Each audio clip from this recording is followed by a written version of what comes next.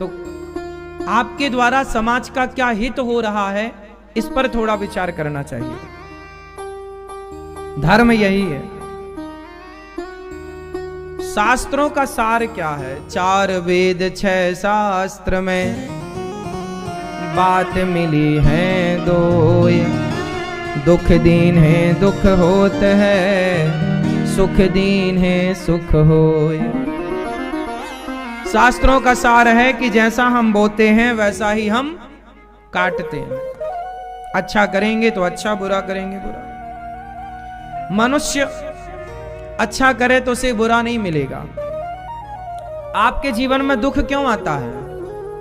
क्योंकि आपने कभी ना कभी किसी ना किसी को दुख दिया होगा, इसलिए वो लौट के आपके पास आ गया।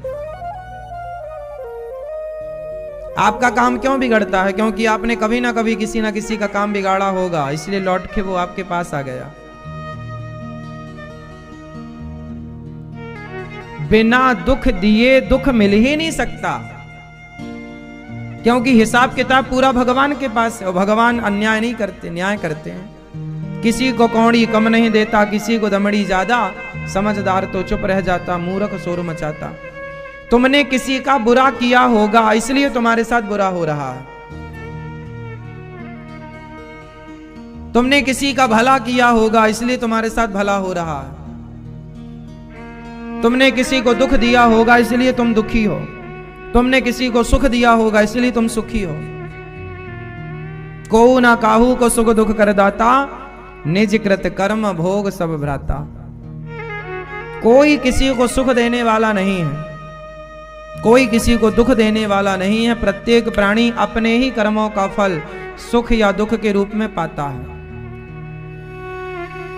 इसलिए किसी को दोषी करार ना दे करके अपने को देखना चाहिए और अपने कर्मों को अच्छा कर लेना चाहिए। राम जी वनवास गए, दोषी कौन था? बोलो। कुछ लोग कहते हैं कैकेयी दोषी है, कुछ लोग कहते हैं मंथरा दोषी है। ना तो मंथरा दोषी है ना कैकेयी दोषी है। राम जी वनवास गए, उनके वनवास में खुद राम जी ही दोषी हैं। राम जी का क्या दोष है? राम जी को श्राप मिला था पिछले जन्म में, नारद जी ने श्राप दिया था। तो वो श्राप नारद जी ने दिया था भगवान को, तो जो श्राप मिल गया वो भगवान को भी उठाना पड़ेगा। तो ये श्राप था। हमें भी अपने ही कर्मों का फल भोगना है। हमारे जीवन में भी किसी का श्राप होता है। श्राप मतलब बद्दुआएं। श्राप मतलब आपको कोई बद्दुआएं दे रहा। अब भाई आप किसी को मारो, आप किसी की रोटी छीन लो, आप मुर्गी के सामने उसके बच्चे को मार के खा जाओ, तो मुर्गी आपको आशीर्वाद तो नहीं देगी। उस जीव की भी बद्दुआएं आपके संग है या नहीं? आपने मछली खा ली, आपने अंडा खा लिया, आपने मुर्गा खा लिया, आपने बकरा काट लिया, तो क्या बकरा आपको दुआएं देगा? आप किसी की गर्दन में तलवार चलाओ तो वो दुआएं तो नहीं देगा साहब, वो तड़पेगा। तो वो बद्दुआएं किसको लगेंगी? वो बद्दुआएं ही श्राप हैं।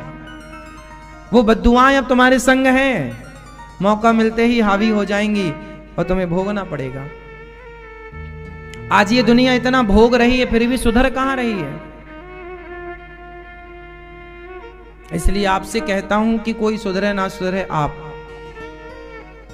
क्योंकि ये पृथ्वी गोल है। जहां से आप चलेंगे वहीं आप पहुंचेंगे। पृथ्वी गोल है मतलब आप जहां से चलेंगे वहीं आप पहुंचेंगे। इसका अर्थ ये हुआ कि आप जो व्यवहार करेंगे, अच्छा या बुरा, वो आपको प्राप्त होगा। हम और आप तो भूल जाते हैं, पर भगवान नहीं भूलते। जो करता है ना वही भरता है। जो करता है। एक आदमी था, देखो भगवान राम का वनवास क्यों हुआ? देवताओं ने ब्रह्मा जी से कहा कि राम राजा बन रहे हैं, कोई विघ्न कीजिए। तो ब्रह्मा जी ने सरस्वती जी से कहा सरस्वती ने बुद्धि घुमाई मंथरा की, मंथरा ने बुद्धि घुमाई कैकेयी की, और वनवास हुआ राम जी का। और राम जी का वनवास, और राम जी की मर्जी के बिना पत्ता नहीं हिलता। तो राम जी के वनवास में जिम्मेदार कौन है? स्वयं राम जी। राम जी को जाना ही था, बन जाना ही था, वो तो कैकेयी का दोष लग गया। होनी तो होके रहे, अनहोनी ना होए, और जाको राखे राम जी, मार सके ना कोई। जो होना है वो विधि का विधान है, होके रहेगा। दशरथ जी को पता था कि मेरे राम वनवास जाएंगे, पता था।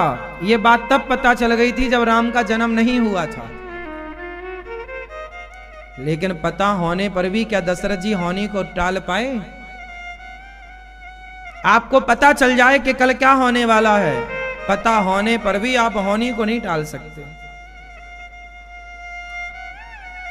क्योंकि हम और आप तो नाचने वाले हैं, हमें नचाने वाला कोई और है, और वो जैसे नचाएगा हम उनके अधीन हैं। इसलिए एक आदमी था, वो बगीचे से गुजरा तो एक सुंदर सा पका हुआ आम दिखाई पड़ा। अब आप जरा समझिएगा एक बात। एक आदमी था, वो गुजर रहा था, एक बगीचे में सुंदर पका हुआ आम दिखाई पड़ा, तो उसे लगा वाह कितना बढ़िया आम है। आम को देखा किसने? आंखों ने। उस व्यक्ति की आंखों ने किसे देखा? आम। आम को आंखें देख तो सकती थी, पर आंखें चल नहीं सकती थी। चले कौन? पांव। पांव चल तो सकते थे, पर आम तोड़ नहीं सकते थे। तोड़ा हाथों ने, हाथों ने तोड़ा, हाथ तोड़ तो सकते थे पर चख नहीं सकते। चखा जिह्वा ने, जिह्वा चख तो सकती थी पर रख नहीं सकती, रखा पेट ने। तब तक बगीचे का मालिक आया और एक डंडा जमाया पीठ में। क्यों रे, चोरी से आम खाता है? एक डंडा पीठ में मारा। अब बताओ पीठ की कहां गलती थी? देखा तो आंखों ने था, चले पांव थे, तोड़ा हाथों ने, चखा जिह्वा ने, रखा पेट ने, और डंडा किसे पड़ा? पीठ को। अब बताओ पीठ की कोई गलती थी?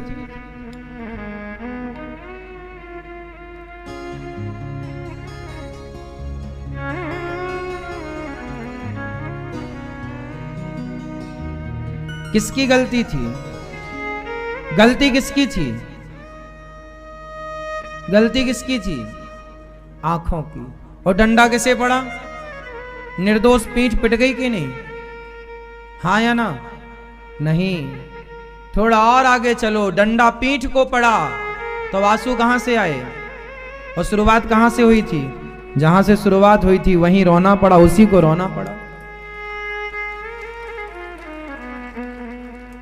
देखा आंखों ने था तो रोई भी आंखें। जो करेगा वही भरेगा। कर्म करे को और फल भोगे को और, ऐसा नहीं। जो करेगा वही भरेगा। तुमने किया है तुम ही भरोगे। ये कर्म भूमि है,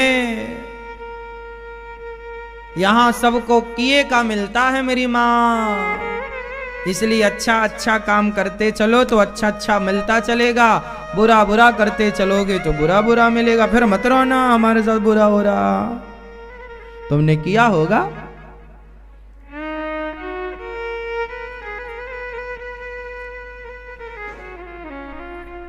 जो करेगा।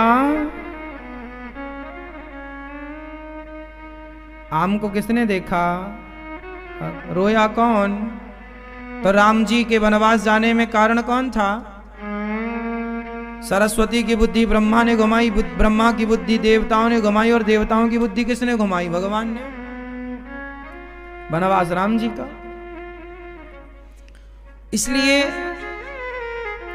इसलिए ये दास अनिरुद्ध हमेशा कहा करता है, न देना दोष किस्मत को, विपत्ति तो सब पे आती है।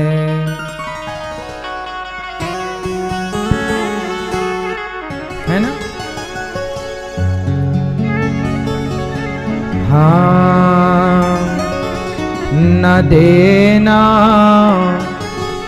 दोष किस्मत को,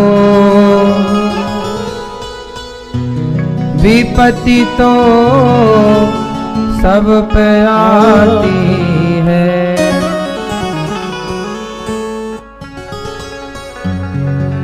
विपत्ति आई राजा दशरथ पे, राम जब जा रहे थे वन को।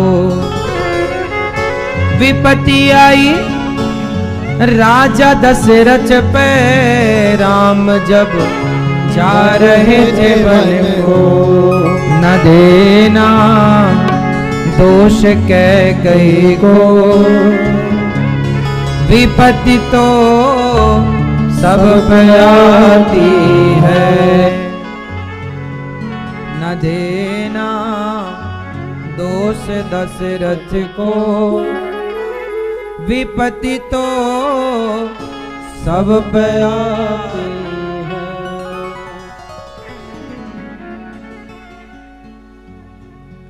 सब पर विपत्ति आती है, इसका जिम्मेदार कौन है? हमें दुख मिला, इसका जिम्मेदार कौन है? जोर से मैया, ओ मेरी माँ, हमें दुख मिला, इसका जिम्मेदार कौन? हाँ, हम स्वयं। तो हमें विपत्ति मिली, दुख मिला, कौन जिम्मेदार? इसलिए समझदार लोग कभी किसी को दोषी नहीं ठहराते। समझदार लोग तो स्वयं को दोषी ठहराते हैं। समझदार व्यक्ति सदा स्वयं को दोषी ठहराएगा, और मूर्ख व्यक्ति वो है जो औरों को दोषी ठहराए। जो दूसरों को दोषी ठहराए वो मूर्ख है, और जो स्वयं को दोषी ठहराए वो समझदार है। होनी है, होके रहेगी। मनुष्य का धर्म है सेवा करते रहो। धर्म भगवान की शरण में है। भगवान के 24 अवतारों का जिक्र है भागवत जी में। कितने अवतार? 24 अवतार।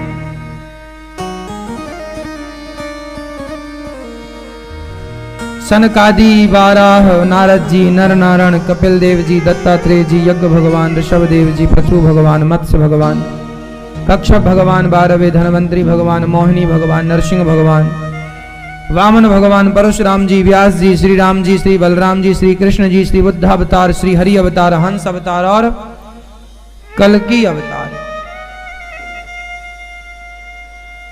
कल्कि अवतार 24 अवतार। भगवान के 24 अवतार हैं, जिनमें 23 हो चुके हैं। कलयुग के अंत में कल्कि अवतार होना बाकी है। व्यास जी महाराज 17 पुराण लिखने पर भी ना असंतुष्ट थे, उदास, परेशान। तब उन्होंने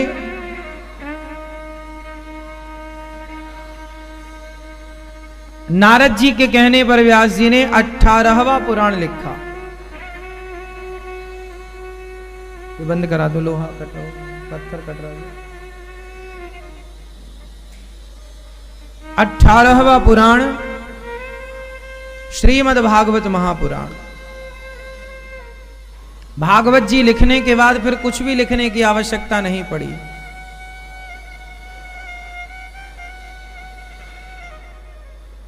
कुछ भी नहीं लिखा।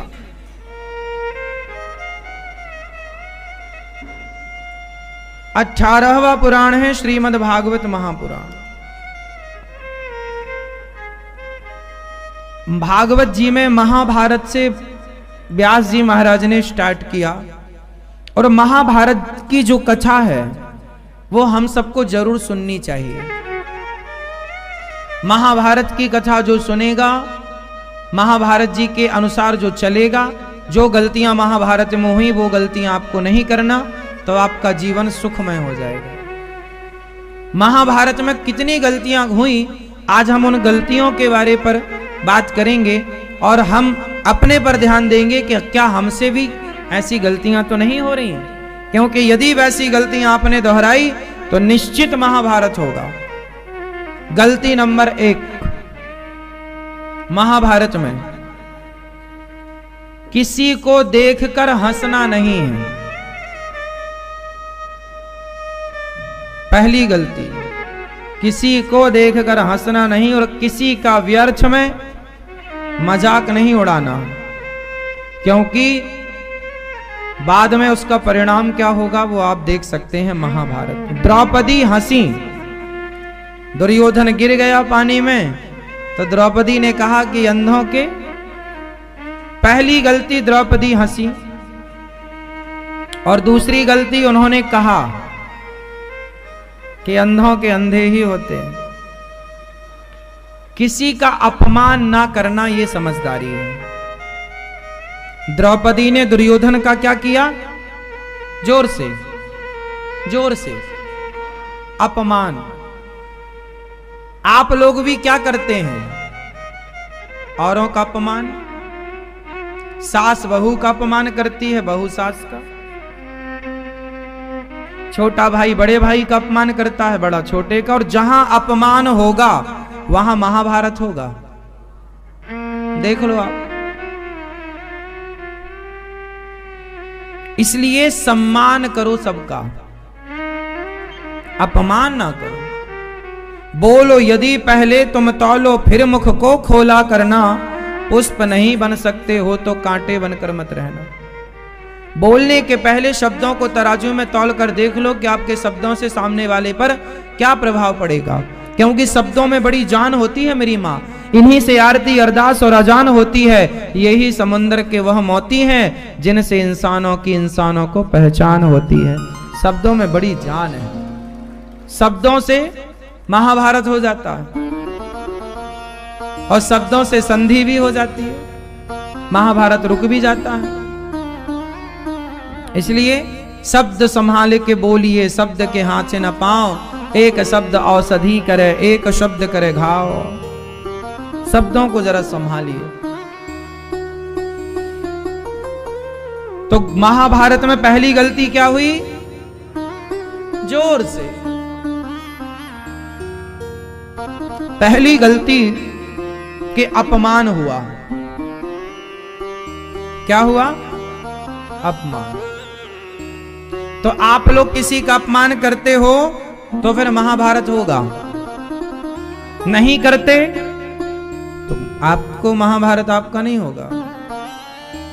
इसलिए आप किसी को अपमानित ना कीजिए, डांटिए, उचित शब्दों से डांटिए, समझाइए। आपसे बात नहीं बन रही है, आप दूरी बना लीजिए, अपमानित मत कीजिए, क्योंकि आदमी सम्मान को भूल जाता है पर अपमान को कभी नहीं भूलता। आप किसी का खूब सम्मान कीजिए और एक बार धोखे से अपमान हो जाए, कुछ रह जाए, तो आदमी वो अपमान याद रखे, क्योंकि स्वभाव है। व्यक्ति सम्मान याद नहीं रखता, क्या याद रखता है। इसलिए आपको कभी किसी का अपमान, आपका पति आपको कितना भी बढ़िया प्यार करे, लेकिन पति जरा कुछ धोखे से कह दे या गुस्से में कह दे और अपमानित आपको लगे, तो आप सारी जिंदगी आपने ऐसा कहा था। आपकी सास कितना भी बढ़िया आपको बादाम का हलवा खिलाए, कितनी भी बढ़िया तिजोरियों की चाबी सौंप दे सास आपको, लेकिन सास ने जरा कुछ कह दिया होगा कभी, तो आपने वो याद रखा कि मेरी सास ने ये कहा था। और आपकी बहू आपके साथ कितना भी अच्छा करे, कितना भी बढ़िया गरम गरम रोटियां खवाए, और जरा बहू ने कभी कुछ कह दिया तो सास मुंह फुलाए गया, ऐसा कह दिया मेरी बहू ने, ऐसा याद है। बहू का कुछ भी कहा सास याद रख लेती है, और सास का कुछ भी कहा बहू याद रख लेती है। और आप लोग सास और बहू ने जो सम्मान किया है आपका, वो तो आप भूल गए कब के, लेकिन कभी धोखे से अपमान हो गया तो आपने उसे याद रखा। यही स्वभाव है, और ये एक का नहीं सबका है, ये सबके साथ है। एक बात आपको आज क्लियर कर दूं, सारे लोग लगभग एक से ही होते हैं मेरी माँ, सबकी सोच सबके विचार लगभग एक से होते हैं। फिंगर नहीं मिलते माना की, लेकिन फिर भी सबके विचार, सारी पत्नियां लगभग एक सी ही होती हैं, सारे पति लगभग एक से ही होते हैं, सारी सासें लगभग एक सी ही होती हैं और सारी बहुएं लगभग एक सी ही, बहुत अंतर नहीं है। आपको लगता जरूर है कि मेरी सास ऐसी, मेरी नहीं, सबकी ऐसी है, मेरी बहू ऐसी, मेरा, सबके पति ऐसे ही हैं तुम्हारी तरह। सारी पत्नियां एक सी ही होती हैं लगभग। और आप लोग कर लेना इसमें मंथन, सारे लोग लगभग एक सी होते हैं, सबका रोना एक सा ही है। हमारे पति तो हमसे प्यार ही नहीं करते, सबका रोना। सारी पत्नी अपने पति से जरूर बोलेगी एक बार कि आप तो हमसे प्यार ही नहीं करते, और हर पति एक बार जरूर बोलेगा अपने पति से कि तुम तो कुछ करती ही नहीं हो, बैठी रहती हो। संसार का हर पति ये बात जरूर बोलेगा पूरी जिंदगी में, और कई बार बोलेगा कि तुम करती क्या हो, घर में बैठी रहती हो, खाती हो, सोती हो बस। तो हर पति एक ही बात बोलता है, और ये हर पति की है, चाहे भारत का हो, इंग्लैंड का हो, लंदन का हो, जापान का, फला फला सब जगह। क्यों जी, आप पत्नी को ऐसा बोलते हैं? करती नहीं हो, कभी ना कभी जरूर बोला होगा, और आपकी पत्नी ने आपसे ये जरूर बोला होगा, आप तो हमसे प्यार करते ही नहीं। हर पत्नी एक सी है और हर पति एक सा है। क्यों मैया, सही है?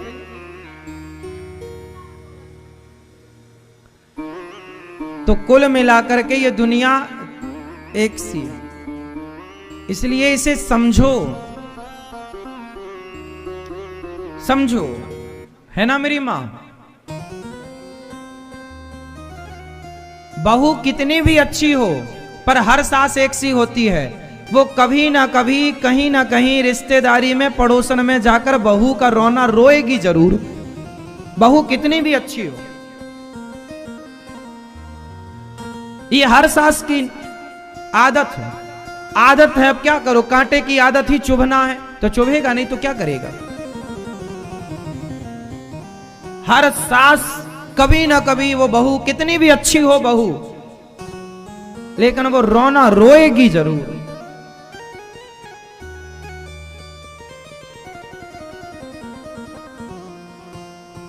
और बहुएं, सास कितनी भी अच्छी हो, कितना भी तुम्हें बेटी की तरह रखे, पर बहुएं पड़ोसी से, पड़ोसन से, या फिर अपनी मां से रोना जरूर रोएगी कि मां सास तो वैसी है, वैसी ऐसा करती है, नमक भी ताले में रखती है। सेम है सर।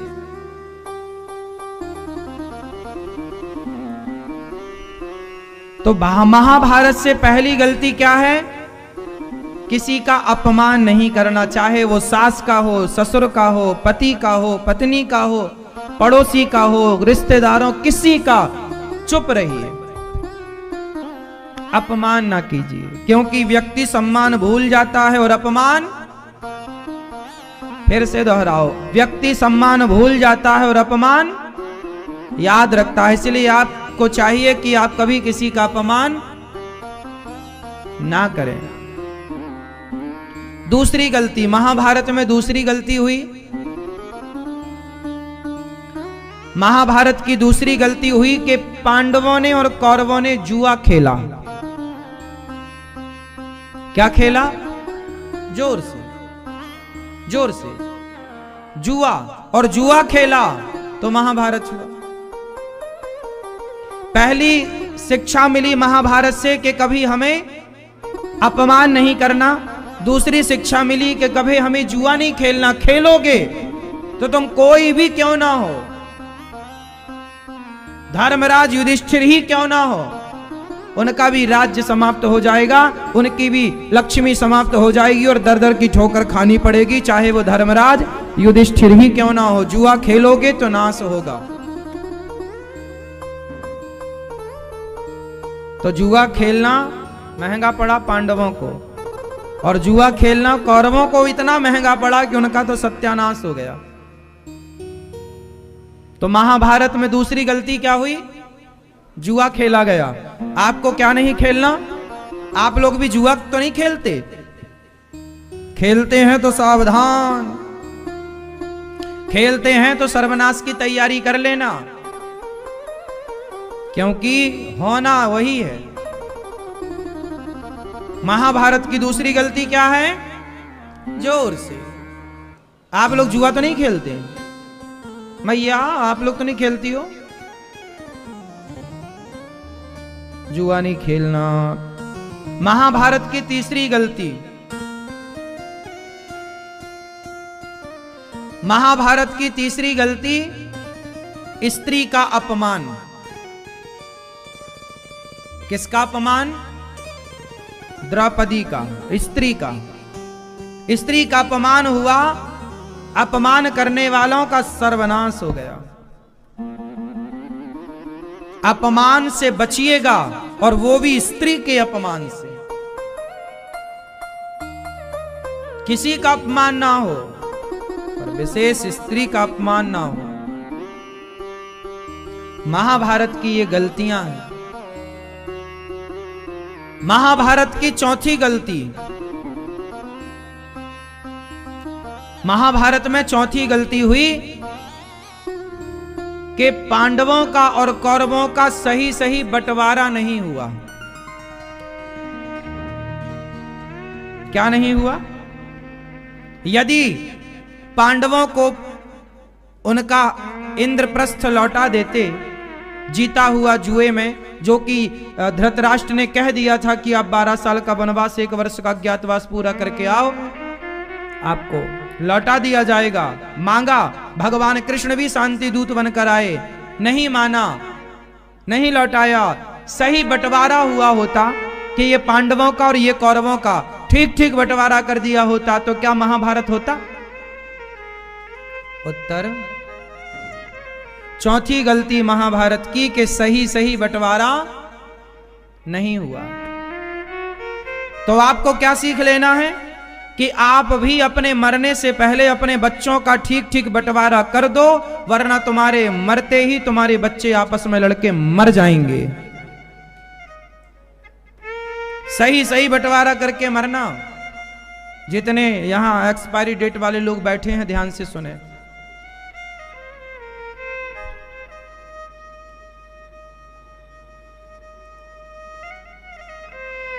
मरने की स्थिति अब निकट है तो बंटवारा कर दो, उचित बंटवारा। बड़े बेटे को उसका उचित हिस्सा, छोटे बेटे को उचित हिस्सा, जो है उसका सबको बराबर बराबर बांट दो। कुछ अपने पास रखना कि जो आपकी सेवा करे बाद में वो उसका होगा, वो आप अपने पास भी थोड़ा रखना, वरना बच्चे लेकर सब आपको निकालना, ये भी सही नहीं है। पर बंटवारा कर दो कि आजकल कोर्ट कचहरी में जितने भी केस हैं वो ज्यादा से ज्यादा केस पारिवारिक केस हैं, भाई भाई के झगड़े के केस। बाप सही बंटवारा नहीं करा, बच्चे मर रहे हैं, ये दुकान मेरी, ये घर मेरा, ये प्लॉट मेरा। अरे तुम बांट के क्यों नहीं गए? ठीक ठीक। और बांटो, जब बंटवारा करो तो सारे बच्चों को बिठाओ कि भाई तुम्हें ये मिल रहा है, तुम संतुष्ट हो, तुम्हें ये मिल रहा, तुम संतुष्ट हो। सबकी संतुष्टि हो जाए, क्योंकि उन बच्चों का आपस में तालमेल बना रहना भी जरूरी है कि वो एक दूसरे के घर में सुख दुख में आते जाते रहें। और ये तभी होगा जब बंटवारा सही होगा। बंटवारे में गलती हुई तो फिर बच्चों में मनमुटाव हो जाता है, एक दूसरे के घर आना जाना बंद हो जाता है, एक दूसरे के शादी विवाह में सुख दुख में सम्मिलित होना बंद हो जाता है। और ये गलती बूढ़ों के कारण होती है। ठीक से बंटवारा करते नहीं, पहले ही मर जाते हैं। अरे ठीक से पहले बंटवारा तो कर दो, अपनी जिम्मेदारी पूरी करो। धृतराष्ट्र ने सही बंटवारा किया होता तो महाभारत बिल्कुल ना होता। बोलो हाँ या ना? तो ये महाभारत की चौथी गलती है, जो कि आपको दोहरानी नहीं है। यदि दोहराओगे तो आप भी महाभारत के लिए तैयार रहना। पांचवी गलती महाभारत की, महाभारत में पांचवी गलती हुई कि द्रौपदी का अपमान होता रहा और सारे चुपचाप तमाशा देखते रहे। चुप रहना अच्छी बात है, पर वहां बोलना भी अच्छी बात है जहां बोलने की जरूरत है। भीष्म पितामह को बोलना चाहिए था, कर्ण को बोलना चाहिए था कि मित्र दुर्योधन, ये भरी सभा में एक नारी के कपड़े उतारना, देखो आप बाल पकड़ के लाए, घसीट कर लाए, चलो ये भी ठीक था कि उसने आप पर हंसी तो आप भी उस पर हंस रहे हैं, कि उसने आपका अपमान किया तो आप भी अपमानित कर रहे हैं। तो बाल पकड़ के ले आए, चलो ये ठीक, आपने बदला लिया तो चलो ये बदला ठीक है कि आपने बाल पकड़ के घसीट कर ले आए, पर ये तो गलत ही था ना कि इसे निर्वस्त्र कर दो। एक महिला के भरी सभा में कपड़े उतारना, ये कहां तक जायज है? चलो आपको देखकर हंसी द्रौपदी, कहा कि अंधों के अंधे होते हैं, तो तुमने भी बाल पकड़ के अपमानित कर दिया और ले आए सभा में घसीट के, तुम भी जुए में उसे जीत लिए। लेकिन कपड़े उतारना ये सही था क्या? बोलो, अति कर दी ना तो अंत हुआ कि नहीं? अति ना करना, अति कभी ना करना बंदे, इति तेरी हो जाएगी, और बिन पंखों के पक्षी जैसी गति तेरी हो जाएगी। अति ना, अति सर्वत्र वर्जयेत्, अति ना हो। दुर्योधन ने अति कर दी, सर्वनाश। पांचवी गलती महाभारत की कि जहां आपको बोलने की आवश्यकता है वहां बोलिए। क्यों नहीं बोले पितामह? क्यों नहीं दानवीर कर्ण खड़े हुए कि भाई ये गलत है मित्र, मैं तुम्हारा मित्र हूं तो तुम्हारी भलाई के नाते कह रहा हूं कि अपमान का बदला हो गया, पर ये कपड़े वपड़े उतारना अच्छी बात नहीं। बोलना था, लेकिन बोला नहीं कर्ण ने, ना पितामह ने, ना तो गुरु द्रोणाचार्य ने बोला। नहीं बोला तो महाभारत हुआ। इसलिए सुनो, आपके परिवार में भी यदि आपकी बहू सही है और फिर भी उसे गलत ठहराया जा रहा है, तो आप बोलो, उसके पक्ष में बोलो। बहुओं के साथ ना क्या होता है कि ससुराल में उसकी सास अलग एक तरफ, ससुर एक तरफ, पति एक तरफ, देवर एक तरफ, जेठ एक तरफ, वो सब एक तरफ, अकेली बहू एक तरफ। बहू का साथ कोई नहीं देता, बहू अकेली हो जाती है, उसे लगता है कि मैं तो अकेली पड़ गई, सब फिर उसे ही ताने मारते, उसे ही गलत ठहराते हैं। यदि बहू गलत है तो निश्चित गलत कहो, पर सही है, सही को गलत ना कहो, वरना महाभारत होगा। कोई तो उसका साथ दो। वो तुम्हारे भरोसे ससुराल आई कि मेरी सास मां की तरह, मेरा ससुर बाप की तरह, मेरा पति भगवान, और सब अलग खड़े हैं, वो अलग है। तो इसलिए पति को कोई साथ दे ना दे, पर पति को अपनी अर्धांगिनी का साथ देना चाहिए, अपनी पत्नी का साथ देना चाहिए। बहुत घरों में ऐसा होता है कि सास बहू पर बहुत अत्याचार करती है और वो अपने बेटे को भी अपने पक्ष में कर लेती है, बहू अकेली अलग थलग पड़ जाती है और वो अत्याचार सहती रहती है। सहने की भी, बर्दाश्त करने की भी एक सीमा है। आदमी एक सीमा तक ही सह सकता है, उससे ज्यादा नहीं। इसलिए बहू पत्नी का साथ उसकी सास साथ दे ना दे, ससुर साथ दे ना दे, जेठ और देवर साथ दे ना दे, पर पति को साथ देना चाहिए। और पति का धर्म है कि पत्नी का साथ दे, पर इतना भी साथ ना दे दे कि वो अपनी मां को घर से बाहर निकाल फेंके। बेटा, पत्नी का साथ दो, पर उचित साथ दो। पत्नी कहने लग जाए कि तुम अपनी मां को निकाल दो, तो फिर ये गलत है। पुरुष को चाहिए कि बैलेंस बना के रखे, तराजू के दो पलड़े हैं, दोनों को मैनेज करके रखे। पत्नी को भी खुश रखना है और मां को भी खुश रखना है, सबसे बड़ा धर्म संकट है पुरुषों के सामने। स्त्रियों का कोई धर्म संकट नहीं होता। धर्म संकट तब खड़ा होता है जब पत्नी कहती है कि या मुझे चुन लो या अपनी मां को चुन लो। ये बंद करा दो। या मुझे चुन लो या अपनी मां को, तब धर्म संकट खड़ा होता। हाँ या ना? तो पत्नी को चाहिए कि वो अपने पति को कभी धर्म संकट में ना डाले। पति को चाहिए कि वो अपनी पत्नी को भी कभी धर्म संकट में ना डाले, और पति को चाहिए कि वो पत्नी का भी साथ दे और अपनी मां का भी साथ दे। दोनों का पारा मेंटेन करे, दोनों को मैनेज करें। आप कर लेते हो दोनों को?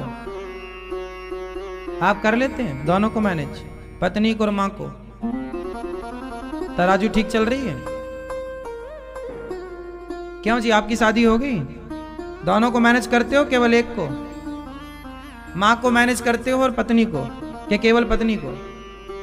कुछ लोग पत्नी को ही बस मैनेज कर लेते हैं, मां को निकाल देते हैं।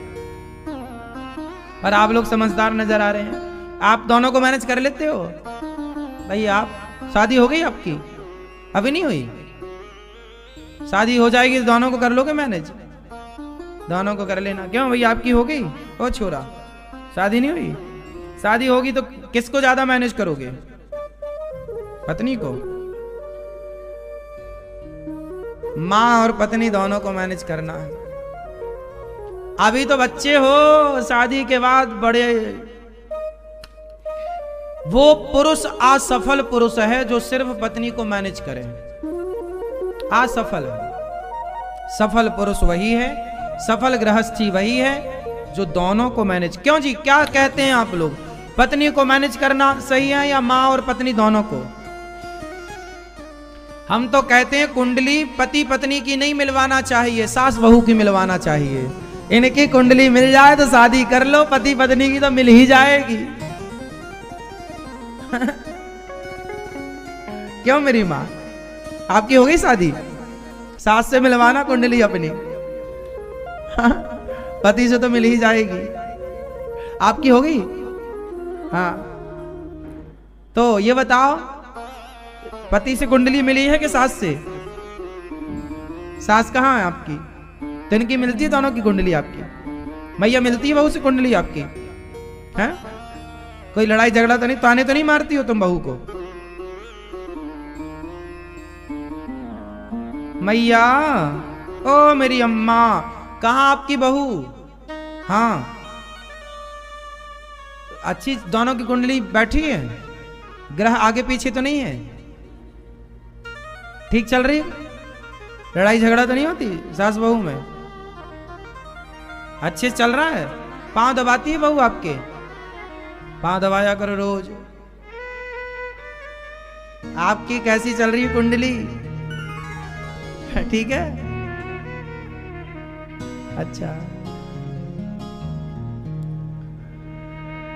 हाँ हाँ, कुंडली मिलाए रखो, कोई भी ग्रह आगे पीछे ना भागे। पकड़ के रखो शनि को जहां जा रहा हो, राहु को, केतु को, सबको टांग पकड़े रहो सबकी। तो गृहस्थी में दोनों को मैनेज करना समझदारी है। तो महाभारत की जो गलतियां थी वो हम आपको बता रहे हैं, और इसलिए बता रहे हैं कि ये गलतियां आप ना दोहराएं। महाभारत की गलती के पितामह चुप रहे, कर्ण चुप रहे, और द्रौपदी का अपमान। चुप वहां रहो जहां आवश्यकता है, वहां मत रहो जहां बोलने की जरूरत है, बोलो। महाभारत की और गलतियां हैं। गलती क्या? छठवीं गलती महाभारत की यह है कि भगवान श्री कृष्ण शांति दूत बनकर आए और दुर्योधन ने उनकी बात नहीं मानी। यदि दुर्योधन ने इतना सब होने पर भी यदि दुर्योधन भगवान के शांति के प्रस्ताव को स्वीकार कर लेता तो महाभारत ना होता। जब आप अपने से बड़ों की बात नहीं मानते, जब आप अपने से बड़ों की, गुरुजनों की बात नहीं मानते, तब महाभारत होता। इसलिए छठवीं गलती महाभारत में ये हुई कि दुर्योधन ने अपने से बड़ों की बात नहीं मानी। आप ये गलती ना दोहराना और सदा अपने से बड़ों की बात को मानना, स्वीकार करना, उस पर विचार करना कि मानने योग्य है, सही है तो मान लो। सब लोग समझा रहे हैं, एक आदमी कहे तो कोई बात नहीं, दो आदमी कहे तो कोई बात नहीं, पर सारे लोग समझाएं आपको कि बेटा ये मत करो, ऐसा मत करो, ऐसे मत जाओ, तो एक की चलो मत मानो, दो की मत मानो, पर सब लोग कह रहे हैं तो मानना आवश्यक है। नहीं मानोगे तो फिर महाभारत खड़ा है आगे। महाभारत का मतलब सर्वनाश, पतन। इसलिए महाभारत की 7वीं गलती है कि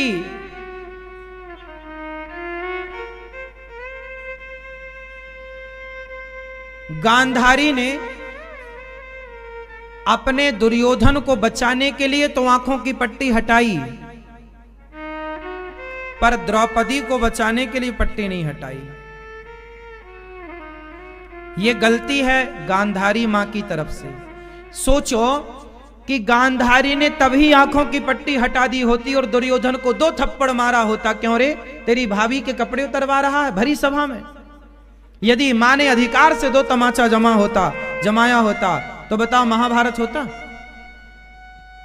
हाँ या ना? नहीं होता। पर द्रौपदी ने और गांधारी ने पट्टी उतारी तो सही, पर कब? दुर्योधन को आखिरी में बोला कि तुम कल सारे कपड़े उतार के आ जाना। ये दुर्योधन को कपड़े नहीं उतार, यदि द्रौपदी के कपड़े ना उतरवाया होता तो दुर्योधन को भी कपड़े उतारने की जरूरत नहीं थी। मां ने बुलाया ना बाद में कि तुम निर्वस्त्र होके आना, मैं तुम्हें देखूंगी, तुम्हारा शरीर वज्र का हो जाएगा। बाद में भगवान ने फिर वो सब लीला कथा आप जानते ही हैं। तो दुर्योधन को कपड़े ना उतारना पड़ता यदि इसने कपड़े नहीं उतरवाए होते तो। इसलिए 7वीं गलती गांधारी मां ने की कि गलत को बचाया, सही को नहीं बचाया। आपसे बस ये समझिए आप लोग कि आप सही का साथ दीजिए। गांधारी ने दुर्योधन का साथ तो दिया पर द्रौपदी का साथ नहीं दिया। क्यों जी? द्रौपदी का साथ दिया होता तो 100 के 100 बच्चे जिंदा होते गांधारी के। साथ किसका देना चाहिए, गलत का कि सही का? गलत खुद का बेटा भी क्यों ना हो तो गलत बेटे का भी साथ ना दो, और भला यदि अच्छा दूसरा है तो उस दूसरे का साथ दो, क्योंकि वो सही है और सत्य की जीत होती है। सही का साथ दीजिए। ये सीखना है आपसे, ये गलती आप ना दोहराना कि आपका बेटा गलत है तो आप गलत का साथ देते रहना। ना ना। 8वीं गलती महाभारत की, 8वीं गलती ये है कि कौरवों ने निहत्थे अभिमन्यु को मारा। युद्ध का नियम था कि एक योद्धा से युद्ध करेगा। रथ पर है तो रथ पर ही युद्ध होगा, नीचे है उसके हाथ में कुछ भी नहीं है अस्त्र शस्त्र, तो उससे पर कोई निहत्थे पर कोई प्रहार नहीं करेगा। पर अभिमन्यु निहत्थे भी थे और एक से एक ही लड़ेगा, लेकिन निहत्थे अभिमन्यु से 7 महारथियों ने लड़ा। निहत्थे पर प्रहार किया, एक साथ प्रहार किया जब वो चक्रव्यूह में फंस गए थे तब, क्योंकि वो जाना तो जानते थे चक्रव्यूह में, आना नहीं जानते थे। ये गलती कि आपने युद्ध का जो नियम था वो तोड़ा। इसका मतलब ये हुआ कि हमें ये सीखना है, हमें ये गलती नहीं करना कि जो नियम कानून गवर्नमेंट बनाती है, सरकार के जो नियम कानून है, उन नियम कानूनों को नहीं तोड़ना चाहिए। तोड़ेंगे तो पतन होगा। दुर्योधन की मृत्यु भी फिर उसी तरह हुई, गुरु द्रोणाचार्य की मृत्यु भी फिर उसी तरह हुई, पितामह भीष्म की मृत्यु और कर्ण की मृत्यु भी फिर उसी तरह हुई। तुमने अधर्म से अभिमन्यु को मारा तो गुरु द्रोणाचार्य को भी अधर्म से मारा गया। कह दिया गया कि अश्वत्थामा मारा गया, जबकि मारा नहीं गया था, और धृष्टद्युम्न ने सिर काट दिया। दुर्योधन की जांघों पर भीम भैया ने गदा मारा, जबकि गदा का नियम है कि जांघों पर नहीं मारा जाता। अधर्म से मारा गया, क्योंकि अधर्म तुमने शुरुआत की तो अब अधर्म परिणाम सामने है, भोगना पड़ेगा।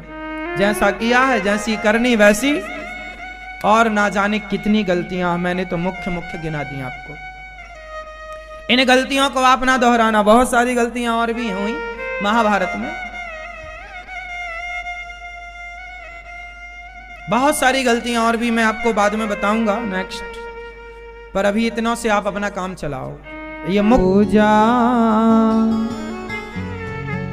ओ माँ से बढ़कर कोई न दूजा, माही मंदिर माही पूजा,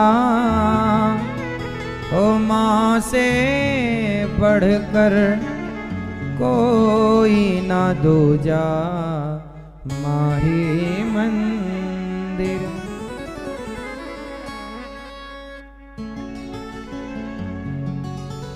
माँ के पुण्य से जगत बना है, ईश्वर को भी माँ ने जना है।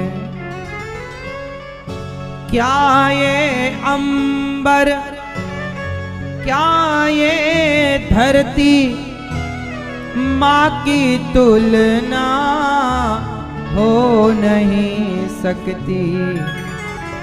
युग आते हैं, युग जाते हैं, ओ माँ की गाथा दोहराते हैं। बड़े बड़े ज्ञानी कहते हैं, माँ का रुतबा सबसे ऊंचा, माही मंदिर माही पूजा, माँ से बढ़कर कोई ना दूजा, माही मंदिर।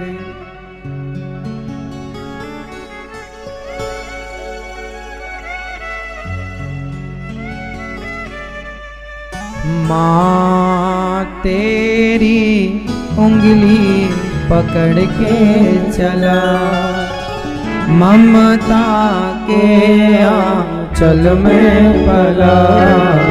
माँ ओ मेरी माँ, मैं तेरा लाडला, मैं तेरा लाडला। बन के तेरा साया मैं तुझको थाम लूं, उठ के पहले प्रभु से मैं तेरा नाम लूं। बन के तेरा साया मैं तुझको थाम लूं, उठ के पहले प्रभु से मैं तेरा नाम लूं। रखूं तुझे पलकों तले, पूजा करूं तेरी, तेरे सिवा तू ही बता क्या जिंदगी मेरी। मैं तो तेरे सपनों के रंग में ढला, तेरी उंगली पकड़ के चला, ममता के आंचल में पला। माँ ओ मेरी माँ, मैं तेरा लाडला, तेरा लाडला। बच के अपने घर से सुख जाएगा कहाँ, बदलेगा नसीबा एक रोज मेरी माँ। बच के अपने घर से सुख जाएगा कहाँ, बदलेगा नसीबा एक रोज मेरी माँ। तेरी खुशी मेरी खुशी, तेरा गम मेरा गम, तेरे लिए तेरी कसम लूंगा मैं 100 जन्म। तू नहीं तो दुनिया में कुछ नहीं मेरा, तेरी उंगली पकड़ के चला, ममता के आंचल में पला। माँ ओ मेरी माँ, चला मेरा लाडला।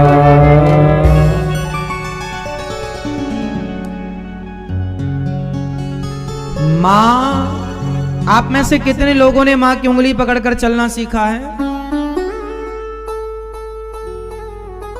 तेरी उंगली पकड़ के, ये बड़े बड़े साधु संत जो है ना, ये सब माँ की उंगली पकड़कर चलना सीखे। इसलिए कितना भी बड़ा साधु हो, माँ का ऋण नहीं चुका सकता। हाँ, इसलिए संतों को भी कहा जाता है कि यदि तुम्हारी माँ जीवित है तो आप संत भले हैं, पर आप उसे अपने पास रखिए। यदि आपकी माँ को कोई तकलीफ है तो अपने पास रखिए और आप उनकी सेवा कीजिए। साधु को भी माँ की सेवा करने की आज्ञा है। सन्यासी पिंडदान कर देता है अपना, उसे घर परिवार से कोई मतलब नहीं, फिर भी सन्यासी को भी अपनी माँ की सेवा करनी चाहिए।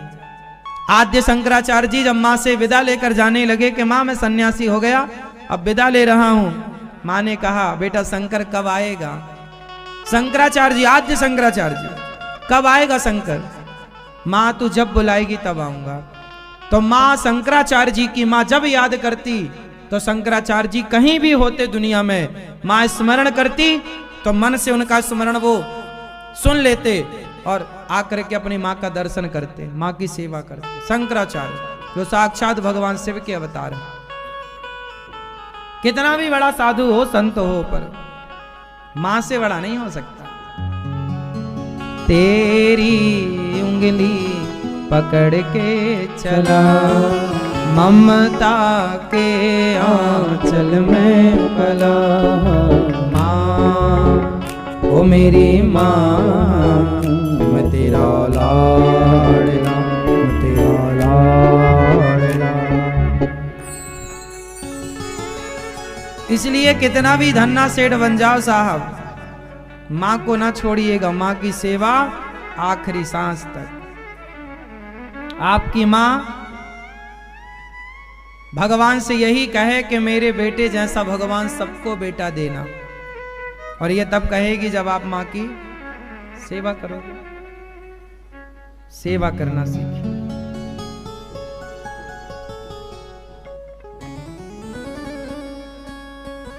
ये दास अनिरुद्ध इसलिए माँ की सेवा करता है क्योंकि माँ भगवान है।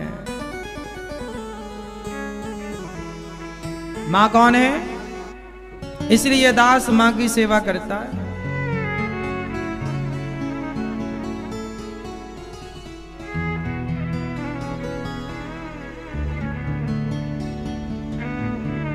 माँ द्रौपदी एक माँ है, करुणा की प्रतिमूर्ति है। उन्होंने कहा कि इसे क्षमा कर दो। माँ के अंदर दया, कितने भी बड़ी गलती बेटा करे और क्षमा मांग ले तो माँ क्षमा कर देती है। गौरी गोपाल वृद्धाश्रम में जो माताएं हैं, उनके बेटों से मैं, उनके परिवारी जनों से मैं यही निवेदन करूंगा कि आप एक बार आकर अपनी माँ को कहो तो सही कि माँ चलो, कितनी भी बड़ी गलती आपने की होगी, पर माँ की शरण में जब कोई बेटा आता है और क्षमा मांगता है तो माँ भगवान का अवतार है। भगवान जैसे करुणामय है, ऐसी माँ भी करुणामय है। भूल जाएगी वो कि आपने कोई गलती की, और ले जाओ आप साथ में सेवा करो, माँ का आशीर्वाद लो।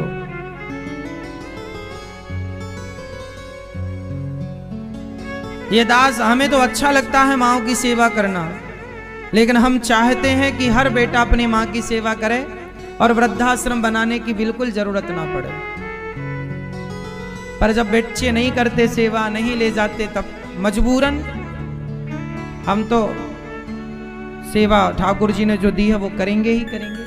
हम तो अपना कर्तव्य पूरा करेंगे। इसलिए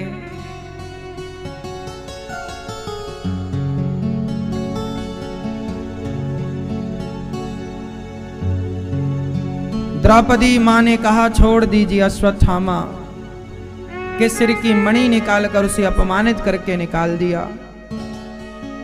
वही अश्वत्थामा उत्तरा के गर्भ को नष्ट करने के लिए ब्रह्मास्त्र चलाता। उत्तरा दौड़ी दौड़ी भगवान की शरण में आई। पाहि पाहि महायोगिन देव देव जगत्पते नान्यं त्वद्भयं पश्ये यत्र मृत्युः परस्परम्।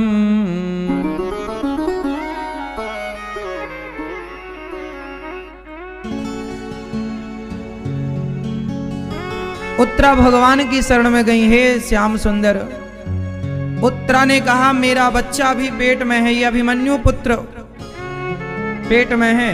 परीक्षित उत्तरा पत्नी है अभिमन्यु जी की।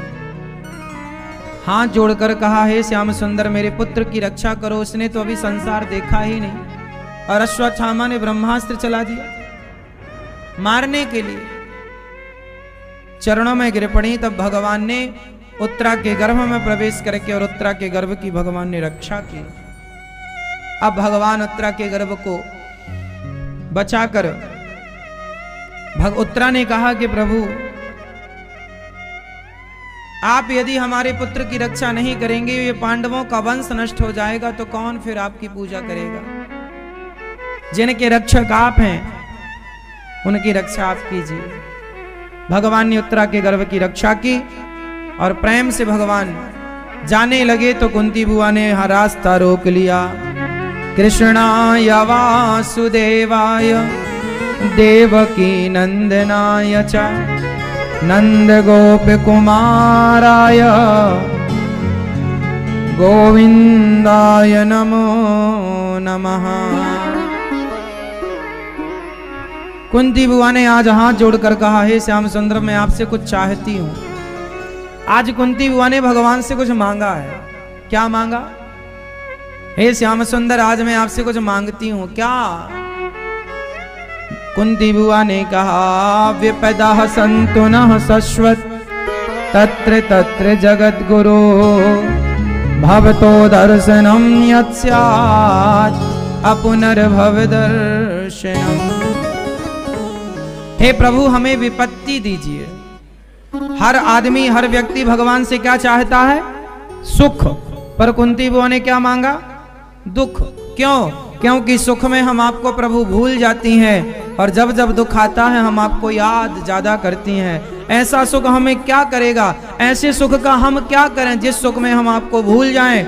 अच्छा वो दुख है, कम से कम आपका स्मरण तो कराता है, आपकी याद तो दिलाता है।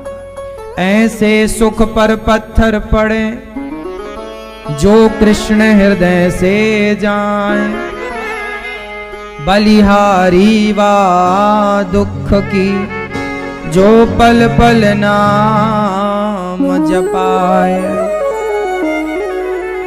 ऐसे सुख पर पत्थर पड़े जो कृष्ण हृदय से जाए बलिहारी वा दुख की जो पल पल नाम जपाए। हमें सुख नहीं चाहिए, हमें दुख चाहिए। हमें ना सुख ना दुख गोविंद आप वादा करो आप हमें ना छोड़ोगे। तब भगवान श्री कृष्ण ने वो कुंती बुआ से कहा मां आज मैं वचन देता हूं, अब मैं सदा आप जब याद करोगी मैं आपके पास आऊंगा। कुंती बुआ को सुख से मतलब नहीं, दुख से मतलब नहीं, उन्हें तो कृष्ण से मतलब है। वो तो डर रही हैं कि कहीं ज्यादा सुख आने पर मैं कृष्ण को भूल ना जाऊं, इसलिए कह रही हैं कि श्याम सुंदर मैं आपको कभी भूलूं नहीं। आप लोग भी एक बार बोलो हे नाथ मैं आपको कभी भूलूं नहीं। कुंती बुआ ने भगवान से दुख क्यों मांगा? क्योंकि दुख में भगवान की याद ज्यादा आती है कि सुख में आती है। इसलिए कल हमने बताया था सुख दुख के चक्कर में ना पड़ो, आनंद में रहो। कछु लेना ना देना, मगन रहना। भीष्म पितामह माता कुंती पर कृपा करके भगवान भीष्म पितामह के पास गए। भीष्म पितामह बाणों की सैया पर लेटे। बाणों की सैया पर जब भीष्म पितामह लेटे तो भीष्म पितामह अपनी अंतिम यात्रा पर हैं लगभग। तभी भीष्म पितामह ने देखा कि प्रभु आए, मानसिक प्रणाम किया और पितामह को भगवान ने कहा पांडवों को उपदेश कीजिए, स्त्री धर्म, राजधर्म इत्यादि उपदेश किया पितामह ने, और अंत में भगवान की स्तुति की। पितामह ने कहा प्रभु मेरी बेटी से विवाह कर लो आप। अच्छा ये बताओ, आप लोगों के अंदर एक स्त्री है, आप पुरुष हैं या स्त्री हैं? पुरुष। तो आपके अंदर कोई स्त्री है? बोलो, आपके अंदर कोई स्त्री है? कौन? आपके अंदर कोई स्त्री है? मैया, आप तो स्त्री हो, पर आपके अंदर भी एक स्त्री रहती है, वो आपकी बेटी है। पुरुषों के अंदर भी एक स्त्री है, वो आपकी बेटी है। क्या नाम है आपके अंदर की बेटी का? जो सबके पास है, स्त्री के पास भी है, स्त्रियों के पास भी ऑलरेडी एक स्त्री भीतर रहती है, और पुरुषों के पास भी एक स्त्री अंदर रहती है। कौन सी स्त्री है आपके पास? हाँ, आत्मा, आंख। तो ये तो दो हो गई, दो स्त्री हो गई। हम तो एक की बात कर रहे हैं, एक ही है मेरी मां। बताओ आपके अंदर स्त्री है? हाँ या ना? क्या है नाम उसका? नहीं, क्या नाम है उसका? हाँ, उसका नाम है बुद्धि। आप सबके पास बुद्धि है कि नहीं? कि बुद्धू हो? हाँ? आप बुद्धू हो कि बुद्धि है? बोलो, बुद्धू हो? नहीं, बुद्धि है। आपके पास बुद्धि है? हाँ या ना? तो बुद्धि स्त्री है, बुद्धि स्त्रीलिंग है। तो जब बुद्धि आपके पास है, सबके पास है, तो जो हमारे अंदर जो बुद्धि नाम की स्त्री है, वो बुद्धि यदि स्त्री है तो स्त्री को पति तो चाहिए। तो आपकी बुद्धि का बढ़िया पति, आपने कभी सोचा कि बुद्धि का भी विवाह करें? किससे करोगे? कोई लड़का वड़का ढूंढा अपनी बुद्धि के लिए? नहीं। क्यों, आपने अपनी बुद्धि के लिए कोई लड़का ढूंढा? नहीं। बताओ, आपकी बुद्धि का विवाह आप किससे करोगे? हमने एक लड़का ढूंढ रखा है आपकी बुद्धि के लिए, कहो तो बताएं, बताएं। आपकी बुद्धि के लिए जो सुयोग वर है वो हमारे श्याम सुंदर है, सुंदर है, बहुत बढ़िया। तो आप अपनी बुद्धि का विवाह भगवान से कर दो, ताकि आपकी बुद्धि सदा भगवान में ही लगी रहे। पत्नी पति में ही लगी रहती है, तो आपकी बुद्धि किस में लगी रहेगी? तो आप अपनी बुद्धि का विवाह किससे करोगे? इनसे अच्छा कोई पति मिलेगा आपकी बेटी के लिए? पितामह यही कहते हैं, इति मति रूप कल्पिता वितृष्णा। मेरी बुद्धि जो है, अच्छा भगवान किस बुद्धि से विवाह करेंगे? किस बेटी से? भाई आप जिससे विवाह करते हैं पहले ये देखते हैं सुंदर है कि नहीं। तब आप ये बताओ, आपकी बुद्धि सुंदर है कि नहीं? आपकी बुद्धि में कचरा तो नहीं भरा? उल्टे काम में तो नहीं लगती? यदि आपकी बुद्धि गलत कामों में लग रही है, तब तो आपकी बुद्धि बिल्कुल अच्छी नहीं है, विवाह करने लायक नहीं, उसे अच्छा लड़का नहीं मिलेगा। पहले भगवान से बुद्धि विवाह करे, उसके पहले बुद्धि को पवित्र करना पड़ेगा। तो आप कैसे? इति मत रूप कल्पिता वितृष्णा, मतलब बुद्धि में कोई इच्छाएं अब निष्काम। आप कैसे हो जाओ? निष्काम, कोई कामना नहीं। कामनाओं का दलदल ना हो। कामनाएं गंदा करती हैं, कामनाएं कीचड़ है। कामनाएं क्या है? कीचड़। इसलिए कैसा होना चाहिए? निष्काम। बुद्धि कैसी हो? निष्काम, कोई कामना नहीं। जब बुद्धि पवित्र होगी, अच्छे काम करो, सत्संग में बुद्धि लगाओ, भगवान के चिंतन में अपना काम करो, बिजनेस करो, व्यापार करो, परिवार की सेवा करो और समय भगवान में दो। बुद्धि अच्छी जगह लगी रहे, बुद्धि छल में, कपट में, निंदा में, चुगली में, ईर्ष्या में, द्वेष में ना लगे। बुद्धि सही जगह लगे।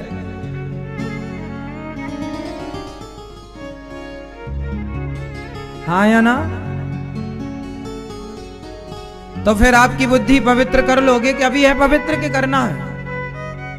बताओ।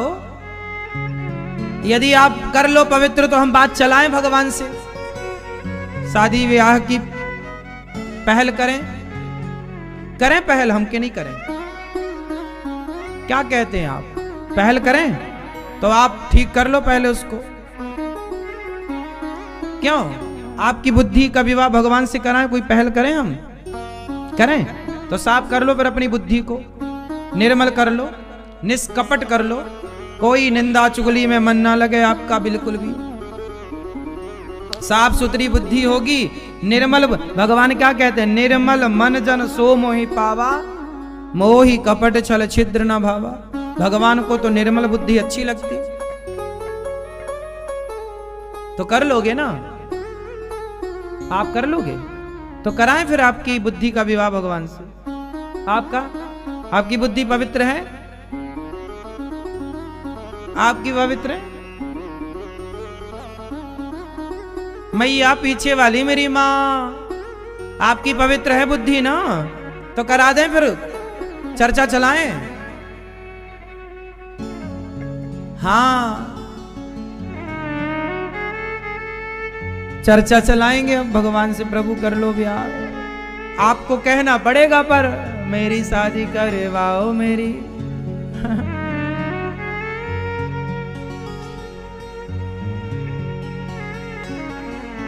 तो जब आप चाहोगे रोज भगवान से कहा करो, हे प्रभु मेरी बुद्धि का आप वर्ण कर लीजिए। जैसे आपने रुक्मणी मैया का हरण किया, ऐसे मेरी बुद्धि का भी हरण कर लीजिए, बुद्धि भगवान में लग जाए। पितामह भीष्म कहते हैं मेरी बुद्धि प्रभु पवित्र हो गई है, अब आप स्वीकार कर लीजिए।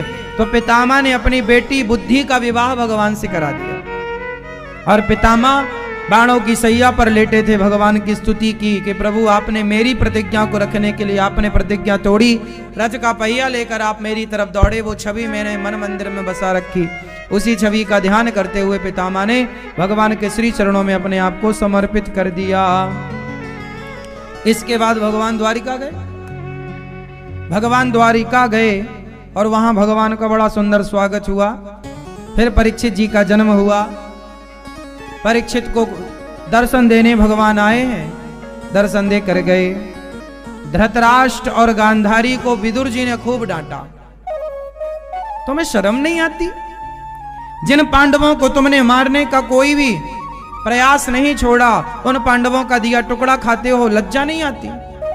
क्यों अभी तक टुकड़ों पर पल रहे हो? जाकर भजन क्यों नहीं करते? धृतराष्ट्र गांधारी को विदुर जी ने खूब डांट लगाई। तब बुढ़ा बुढ़ी के अंदर वैराग्य जागा। ये वैराग्य ऐसे थोड़ी जागता, जगाना पड़ता। आदमी 100 जूते खा के भी घर पे ही पड़ा है, मन थोड़ी हटता जल्दी घर से। मन भगवान में लग जाए ये बड़ी कृपा है, वरना आदमी 100 जूते खा के भी घर पे ही पड़ा रहता। धृतराष्ट्र गांधारी शिकायत करते हैं, अरे विदुर सुनो भैया, विदुर वो जो भीम है ना, वो हमें कुत्तों की तरह रोटी देता है, कहता है बुड्ढे खा ले। तो विदुर जी ने कहा ठीक तो देता है, तुम तो उस तरह से रोटी लेने के लायक भी नहीं हो। तुम तो वही धृतराष्ट्र हो ना जो भीम को गले लगाने के बहाने उसे मारना चाहा था। वो तो भगवान ने माम का बना, लोहे का बना पुतला दे दिया, भीम का तो चूर चूर कर दिया था, वरना तो दबा के मारे डालते। तुमने क्या कसर छोड़ी? पांडवों की पत्नी की लाज तुमने लुटवाई, उनका राज्य तुमने छीना, धारण कर लिया एक उंगली पर। गोवर्धन को भगवान ने धारण केवल इसलिए किया कि वो भक्तों से कह सकें कि मैं आप सबके लिए पहाड़ भी उठाने को तैयार हूं। बस आप मुझसे प्रेम करना शुरू कर दो। राम ही केवल प्रेम प्यारा, यदि प्रेम करोगे तो मैं पहाड़ भी उठा लूंगा आपके लिए। सारे ब्रजवासियों ने अपने कंधे अपनी लाठियां लगा दी। कन्हैया से कहने लगे, कन्हैया 4 दिन है गए लाला, आपने कछु खायो ना है, एक काम करो आप कुछ खा लो, भोजन कर लो, आराम कर लो। भगवान बोले तो मैं आराम करूंगा तो ये पहाड़। ब्रजवासियों ने कहा तो कन्हैया तो दारी के तैने का समझ रखे हो, या पहाड़ तय नहीं उठा रखे हो है। अरे हम सब ने लाठी, अच्छा जब भगवान ने गोवर्धन उठाया था ना तो अकेले नहीं उठाया था, सारे ब्रजवासियों से कहा था हाथ लगाओ, सबने हाथ लगाया तो सबको लगने लगा कि हमने उठाया।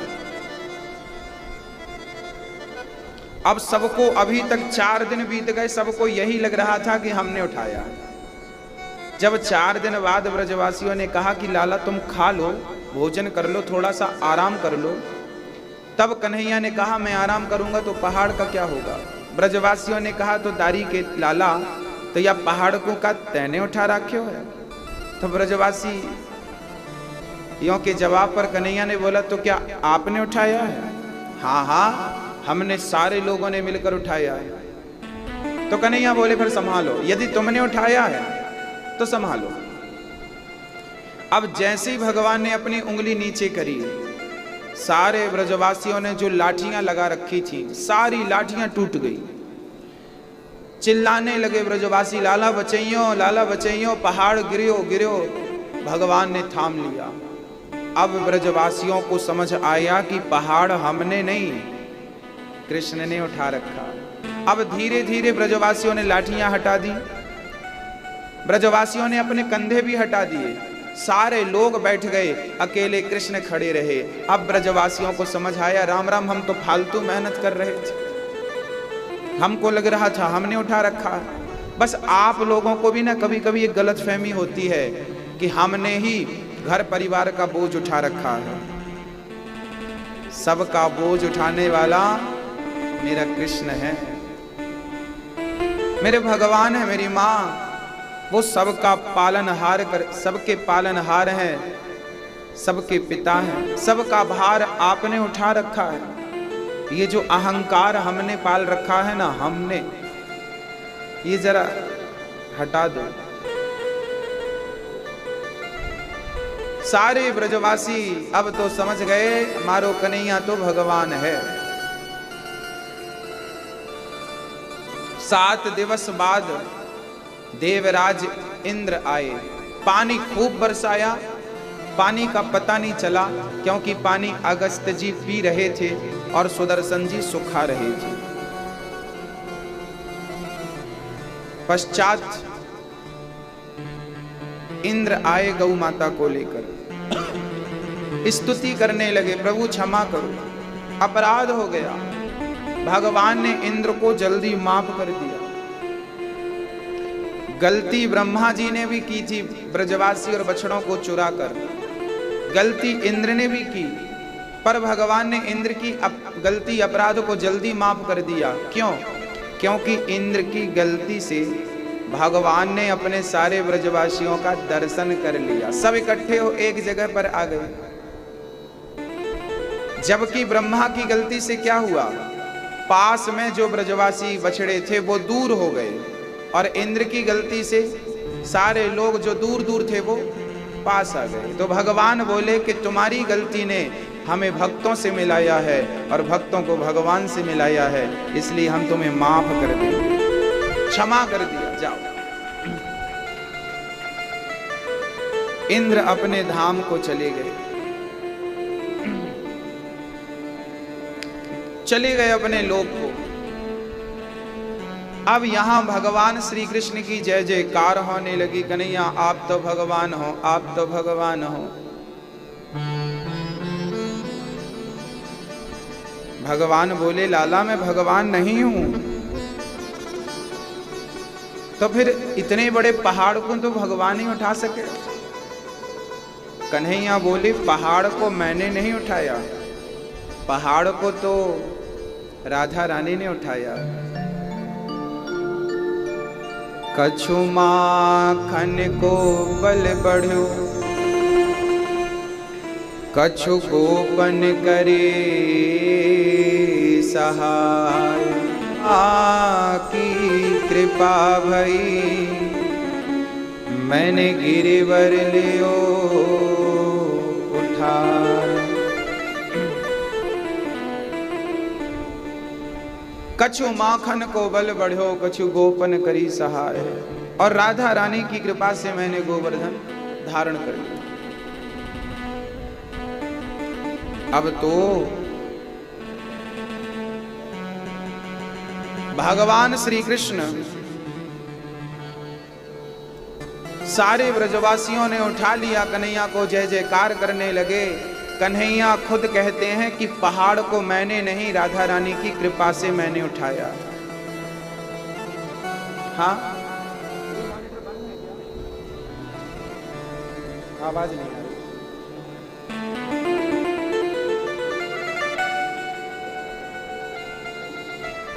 भगवान खुद कहते हैं कि राधा रानी के बिना कुछ भी संभव नहीं, संभव ही नहीं। इसलिए वृंदावन में कृष्ण को नहीं राधा को महत्व दिया जाता। जो राधा नाम ना हो तो रसराज विचारो रोतो। वृंदावन में हुक्म चले बरसाने वाली का, श्याम भी देखो है दीवाना राधा रानी का। श्याम वृंदावन में तो कोई नहीं जानता राधा के सिवा। किसी बिहारी जी के मंदिर में खड़े होकर लोग किसकी जयकारा लगाते हैं? राधे राधे राधे राधे। राधा कृष्ण की शक्ति है, अधिष्ठात्री। अद्भुत महिमा है राधा रानी की। आज भगवान श्री कृष्ण ने गोवर्धन की पूजा की, परिक्रमा लगाई, उठाया। एकादशी को नंद बाबा स्नान करने गए, वरुण देवता लेकर गए।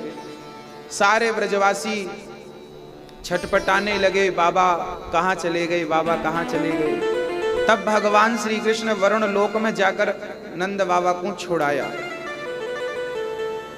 और जब वरुण देव ने भगवान को प्रणाम किया, दंडवत करी, अब तो सारे लोग कन्हैया से कहने लगे, नंद बाबा ने सबन को कहा कि हमारो कृष्ण तो भगवान है, यानी तो वरुण देवता के भी छक्के छोड़ाए दिए।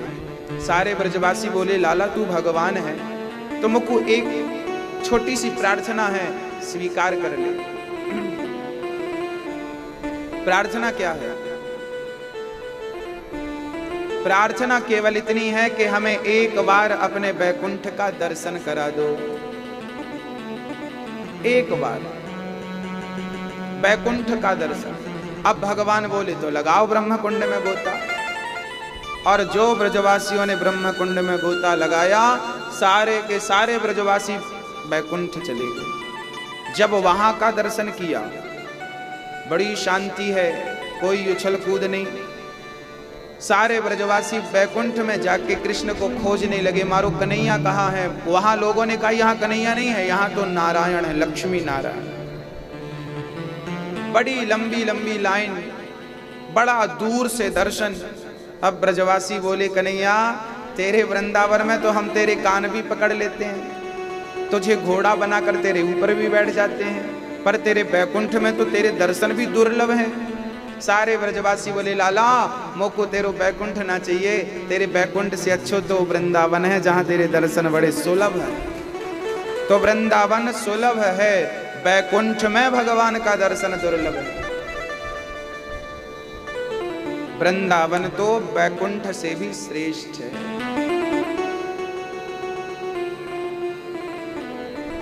इसलिए जीवन में कम से कम एक बार वृंदावन जरूर जाना चाहिए, और बार बार बुलाएं बिहारी जी तो बात ही निराली है। अभी 18 अगस्त से 24 अगस्त तक वृंदावन में कथा है भागवत की, और पूरी परिक्रमा ब्रज 84 कोस की, जिसमें नंदगांव, बरसाना, गोकुल, गोवर्धन, पूरी परिक्रमा गाड़ियों से लगवाई जाएगी, बाइक, कार, सारी परिक्रमा पूरे ब्रजमंडल की।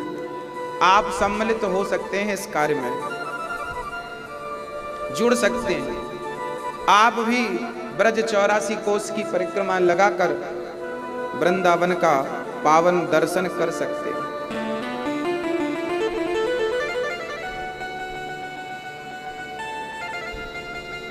जहां जहां गोविंद के चरण पड़े हैं वो ब्रज 84 कोस के अंदर है। 11.5 वर्ष तक भगवान ने जहां जहां लीलाएं की हैं वो ब्रज 84 कोस के अंदर है। सारा दर्शन आप करके अपने जीवन को पवित्र कर लीजिए। अब शरद पूर्णिमा की रात आ गई, भगवान ने एक दिव्य लीला की, सारे ब्रजवासी वृंदावन आए।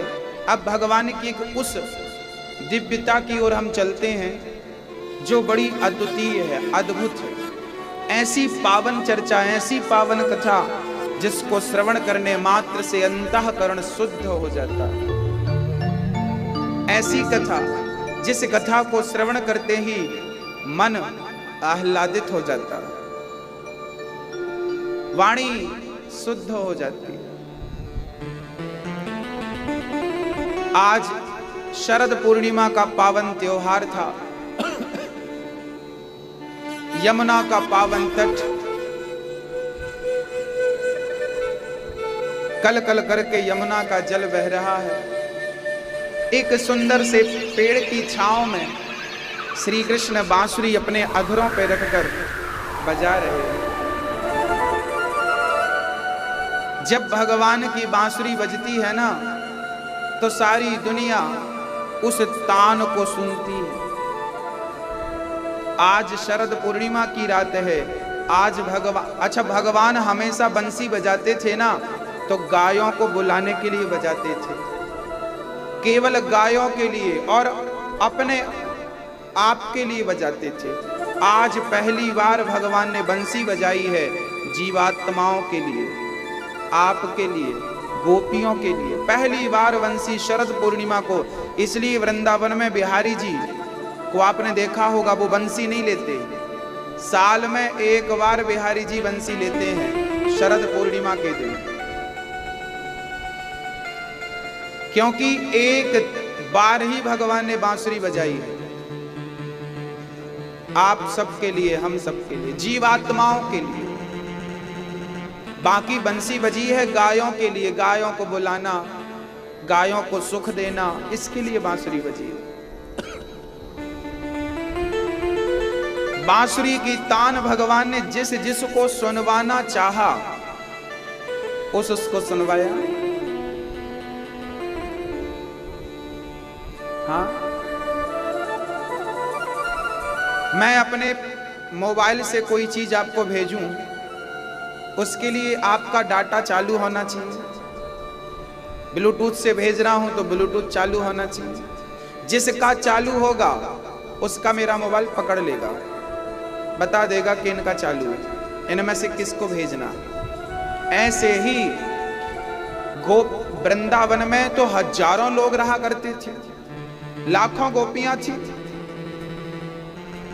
जब बंसी बजी तो भगवान ने बंसी की तान उनको ही सुनवाई जिनके हृदय में प्रेम का ब्लूटूथ ऑन था, प्रेम का डाटा जिसका ऑन था, उनको सुनाई पड़ी।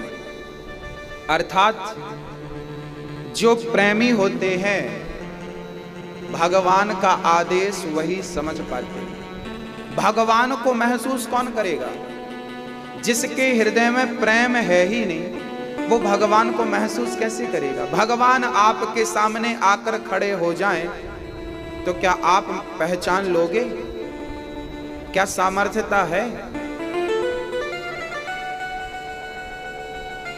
आज गोपियां अपने काम में बिजी थी और आज भगवान ने बंसी की तान छेड़ी। गोपियों का मन आह्लादित हो गया, कृष्ण की ओर बढ़ने लगी गोपियां। आहा, जिन जिनको परमात्मा ने सुनाना चाहा उनके कान में वो बंसी की ध्वनि गई और उनका मन मिलने के लिए व्याकुल हुआ। कहते हैं कि बिहारी जी की महफिल को बिहारी जी सजाते हैं। कथा तो आपके भोलानाथ नगर में चल रही है, पर जिनकी किस्मत में है वो आकर सुन पा रहे हैं, जिनकी किस्मत में नहीं है वो घर में बैठे खटिया तोड़ रहे हैं। बिहारी जी की महफिल को बिहारी जी सजाते हैं और कथा सुनने वही आते हैं जिन्हें बिहारी जी बुलाते हैं। आप ये मत समझ लेना कि आप आए हैं, आप नहीं आए, आपको बिहारी जी ने बुलाया है, तब आप यहां बैठे हैं। और कथा भी उतनी ही सुन पाएंगे जितनी वो सुनवाना चाहेगा। तो गोपियां आई नहीं, श्री कृष्ण ने उन्हें बुलाया। गोपियां काम में बिजी थी। एक सखी गाय दोह रही थी और बंसी सुनाई पड़ी, गाय को वहीं छोड़ा और प्रेम से श्री कृष्ण से मिलने चल पड़ी। एक चूल्हे पर दूध चढ़ाकर औंट रही थी, बंसी सुनाई पड़ी, उफनता हुआ दूध छोड़ दिया, गिरने लगा दूध, पर वो चल पड़ी, रुकी नहीं। एक सखी आंखों में काजल लगा रही थी, एक आंख में लगा, एक में लगा ही नहीं, वैसे ही दौड़ पड़ी कृष्ण से मिलने। एक सखी तो बैठ करके आंगन को लीप रही थी गाय के गोबर से। बंसी सुनाई पड़ी, हाथ में गोबर था, ना धोया ना धोने का समय था, दौड़ पड़ी वैसी ही हालत में। एक सखी तो वस्त्र पहन रही थी, अभी पूरे कपड़े पहन भी नहीं पाई कि बंसी सुनाई पड़ी, वैसी ही हालत में चल पड़ी। क्या बताएं, क्या कहें हम आपसे। वो गोपियां कृष्ण से इतना प्रेम करती थीं, इतना प्रेम करती थीं कि वो सोचती थीं कि हम काम करेंगी तो वो उतनी देर भगवान के दर्शन में ये बाधा है। वो काम को नहीं, वो श्याम सुंदर को महत्व देती थी। सारा काम जिसका जहां था छोड़कर सखियां चल पड़ी। काम छोड़ छोड़ कर जा रही हैं। एक सखी तो अपने बच्चे को दूध पिला रही थी, अभी बच्चे का पेट नहीं भरा कि बंसी सुनते ही दूध पीने वाले बच्चे को छोड़कर चली गई। ये संकेत क्या है? ये संकेत यह है कि गोपियां काम को नहीं, श्याम को महत्व देती थी। वो अपने दूध पीने वाले बच्चे को भी छोड़कर चल पड़ी, मतलब गोपियां कृष्ण को कितना महत्व देती थी। हम लोग क्या करते हैं, हम सोचते हैं पहले काम कर लें, बाद में फिर कथा सुन लेंगे, जाप कर लेंगे, मंदिर चले जाएंगे। जबकि गोपियां कहती हैं कि काम तो फिर भी हो सकता है, पर ये समय बीत गया कृष्ण के बिना अच्छा नहीं। बस मेरी माँ, भगवान के मिलने में देर नहीं है, मन शुद्ध होने में देर बिल्कुल नहीं है। बस आपको भगवान की जरूरत कितनी है, आप कितना महत्व दे रहे हैं। आप काम को महत्व दे रहे हैं या श्याम को महत्व दे रहे हैं, आपके महत्व पर ही निर्भर करेगा कि आप किसे अधिक पसंद कर रहे हैं, और आपकी वही पसंद आपकी प्राप्ति है। भगवान का मिलना कठिन नहीं है, मन का सरल बनना कठिन है।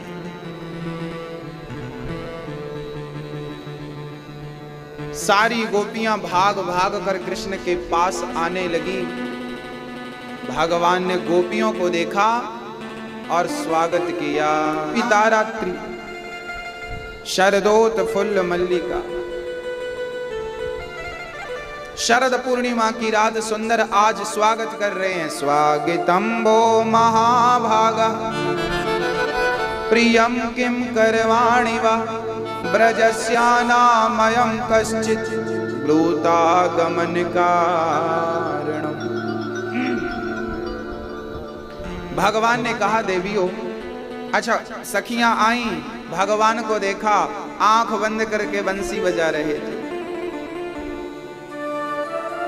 गजब की बांसुरी बजती है वृंदावन वसैया की, करूं तारीफ मुरली की या मुरली के बजैया की।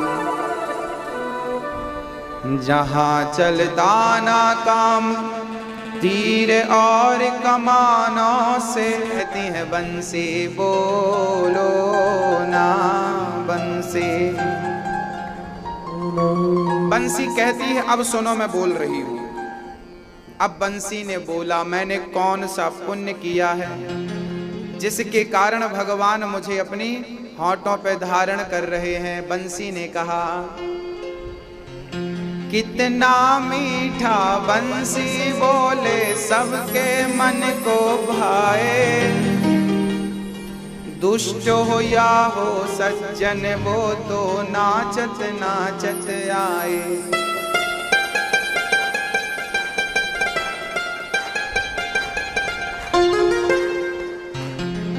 जिसके छेद है सीने में फिर भी मुस्काती है, जिसके छेद सीने में हो और एक ना दो ना तीन ना सात सात। बंसी के दिल में क्या है? बंसी बनती है बांस की, उस पर लोग छेद करते हैं। बंसी कहती है मुझ पर इतना अत्याचार लोगों ने किया, फिर भी मैंने किसी को गाली नहीं दी। जब बोलती हूँ तो मीठा बोलती हूँ, मधुर बोलती हूँ, ऐसा बोलती हूँ कि मेरी वाणी से लोग प्रसन्न। अरे सर्प भी जिसके मुख पे जहर है वो भी नाचता है बंसी की तान पर। आप सज्जन तो नाचती हैं। हाँ, बंसी केवल मधुर बोलती है। बंसी की वाणी कैसी है? कैसी है? आपकी कैसी है?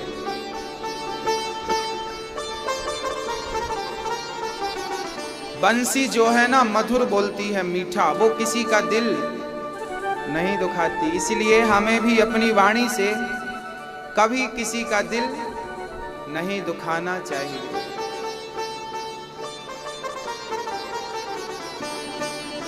एक राजा था, वो राजा राज दरबार में बैठा था। प्रजा मंत्री सारे लोग, पूरी सभा लगी थी। अचानक एक सज्जन आए और कहने लगे, राजा साहब मेरे पास 2 हीरा हैं, उनमें से एक असली है एक नकली है। यदि आपका जौहरी इनमें से असली को पहचान लेगा तो मैं आपको हीरा दे दूंगा, और यदि नहीं पहचान सका तो हीरा की जितनी कीमत है उतना धन आपको हमें देना पड़ेगा। राजा को लगा जौहरी के लिए हीरा को पहचानना बड़ी बात नहीं। दोनों हीरों को रख दिया गया। बड़े बड़े जौहरी आए, पर दोनों की कटिंग, दोनों का वजन, दोनों की चमक ऐसी थी कि बड़े बड़े जौहरी परेशान हो गए, पहचान ना पाए, पहचान नहीं सके कि असली कौन है और नकली कौन है। अब सारे जौहरी हार गए, राजा शर्त हार चुके हैं। तभी पीछे से एक वृद्ध ने आवाज लगाई, भैया मुझे एक मौका दिया जाए, मैं स्वयं हीरे को पहचान लूंगा। राजा ने देखा तो वो आदमी अंधा था। राजा ने कहा कि अब हम हार ही गए हैं, और उपहास क्यों करा रहे हो? तुम तो अंधे हो, और तुम अंधे हीरे की पहचान कैसे करोगे? अंधा बोला एक बार भरोसा तो करो। राजा बोले ठीक है कर लो। वो अंधे ने दोनों हीरा को धूप में रख दिया और आधा घंटे बाद उठाकर बोला ये असली है और ये नकली है। अब जिसका हीरा था वो समझ गया, उसे तो पता था कौन असली है। अब राजा हारी शर्त जीत गए, हारा मैच जीत गए अंधे की बदौलत। सारे लोगों को आश्चर्य हुआ कि जिनकी आंख थी, जो जौहरी थे, वो ना पहचान पाए, अंधे ने कैसे पहचान लिया? अंधे से पूछा गया आपने कैसे पहचाना? अंधे ने कहा बहुत सिंपल था, हमने दोनों हीरा धूप में रख दिए। जो हीरा धूप में गर्म हो गया वो पत्थर था, नकली था, और जो धूप में भी ठंडा रहा, हीरा गर्म कभी नहीं होता याद रखना, जो धूप में भी ठंडा रहा, जिसने धूप में भी अपनी शीतलता नहीं खोई, बस वही तो असली हीरा है, वही असली। बस ये छोटी सी कहानी हमें बहुत कुछ सिखा सकती है। आप लोग भी ना विषम परिस्थिति में गर्म हो जाते हैं, बात बात पे गुस्सा, बात बात पे गर्म। जो बात बात में गर्म हो जाए वो कौन है? वो पत्थर ही हो सकता है। जो असली होता है ना वो धूप में भी ठंडा रहता है, अर्थात विषम परिस्थितियों में भी जिसे गालियां मिल रही हों और फिर भी वो अपना संतुलन बना के रखे, अपने मन को संभाल कर रखे, गाली बर्दाश्त कर सके। धूप बर्दाश्त करना मतलब विषम परिस्थितियों को जो बर्दाश्त करके फिर भी शांत रहे, शीतल रहे, वही असली हीरा है। अब मैं आपसे पूछता हूं, आप असली हो या नकली हो? हाँ हाँ, असली हो? नकली हो ना? हाँ नकली। बात बात में गुस्सा, बात बात में गरम। गरम तो पत्थर होता है, हीरा कभी गरम नहीं होता। हाँ, और याद रखना जो पत्थर होता है ना वो कमजोर होता है, ठोकर मारो टूट जाए, पर जो हीरा होता है ना टूटता ही नहीं, हथौड़ी पटकते रहो। हाँ, लोग कहते हैं ना तुमने हमारा दिल तोड़ दिया, टूट गए हम तो। हाँ, ये पत्थर था तो टूटेगा, हीरा होता तो टूटता ही नहीं। तुमने अपने आप को बनाया ही पत्थर है, हीरा बनाने की कोशिश करी कहां है, इसलिए पत्थर ही हो। वो पत्थर हो जो पांव के नीचे आते हैं। पत्थर तो वो भी है जो मंदिर में भगवान बनकर बैठा है, पत्थर तो वो भी है जो नारियल तोड़ा जा रहा है। हाँ, एक मूर्तिकार जा रहा था, उस मूर्तिकार को एक बढ़िया सा पत्थर मिल गया, छैनी निकाली, हथौड़ी निकाली और बढ़िया तराशना शुरू कर दिया। एक बढ़िया सी मूर्ति बनानी चाहिए, पर छैनी की चोट, हथौड़ी की चोट पड़ी तो वो पत्थर टुकड़े टुकड़े हो गया। मूर्तिकार ने एक पत्थर और देखा, वो भी बड़ा सुंदर था, बड़ा अद्भुत था। मूर्तिकार को लगा कि इसकी मूर्ति मुझे बनाना चाहिए। हाँ, आप यहां बैठिए पर किसी को आने मत दीजिए। हाँ,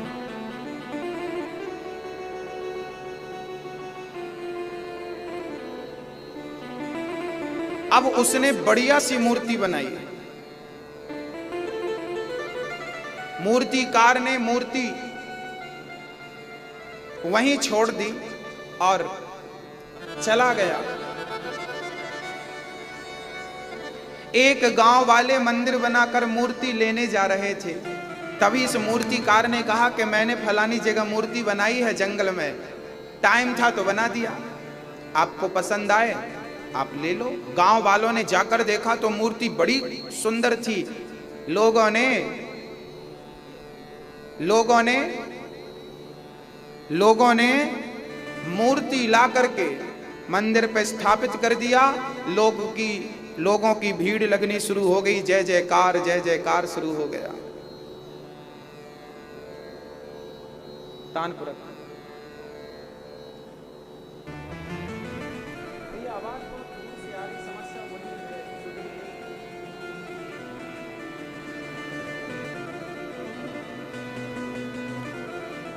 अब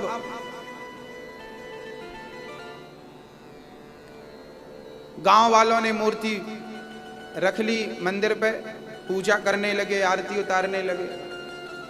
और वो पत्थर जो मूर्ति बनाया था तो टूट गया था, उसको मंदिर के बाहर गाड़ दिया नारियल तोड़ने के लिए।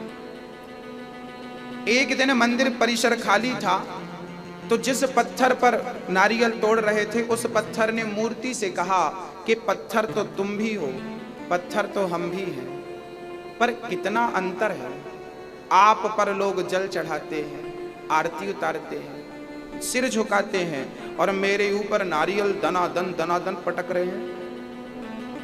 क्यों इतना अंतर, क्यों? तुम भी पत्थर मैं भी पत्थर। तब उस मूर्ति से आवाज आई, यार पत्थर तो तू भी है, पत्थर तो मैं भी हूं। हर कितना है कि जब किसी मूर्तिकार ने तुझे मूर्ति बनाने के लिए उठाया था तो तू छेनी और हथौड़े की चोट खाकर टुकड़े टुकड़े हो गया। और मैं मूर्ति इसलिए बना क्योंकि मैं हर चोट को सहता गया।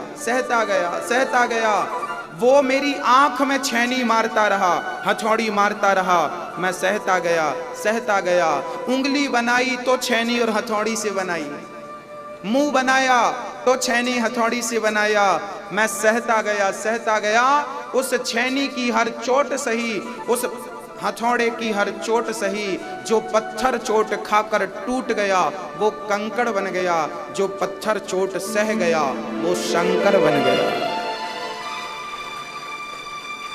आप कहते हो ना पत्थर के भगवान क्यों? क्योंकि पत्थर सहनशील होता है। आपको मंदिर में एक शिक्षा भी मिलती है कि पत्थर जितना सहनशील होता है वो पत्थर होकर सहनशील है, और तुम इंसान होकर सहनशील नहीं बन पाए। वो निर्जीव होकर सहनशील हो सकता है, आप सजीव होकर सहनशील नहीं बन पाए। कहो मेरी माँ, आप नहीं सहोगी तो कौन? हम सहेंगे आपकी सास की, आपकी बहू की, आपके पति की, और आपकी सहना पड़ेगा। जब कोई आपके ऊपर कीचड़ उछाले, गालियां दे, तो समझ लेना कि ये कीचड़ नहीं है, गालियां नहीं है, भगवान का प्रसाद समझकर स्वीकार कर लो। मीठा मीठा गप, कड़वा कड़वा थू, ये गलत है। एक सज्जन प्रसाद में ना, भागवत की कथा में एक बार ककड़ी का भोग लगा। ककड़ी प्रसाद लेकर भक्त जा रहे थे, एक सज्जन के हाथ में कड़वी ककड़ी आ गई, थू थू थू थू थूक दिया। पीछे से एक श्रोता गया, उसने ककड़ी उठाई, धुलकर खाने लगा। उसने कहा भाई कड़वी है मत खा। इसने कहा कि प्रसाद में रोज 6 दिन तक तो बढ़िया मीठा मीठा मिला, तब तो थू थू नहीं किया, और आज एक दिन कड़वी ककड़ी मिल गई तो थू थू करता है।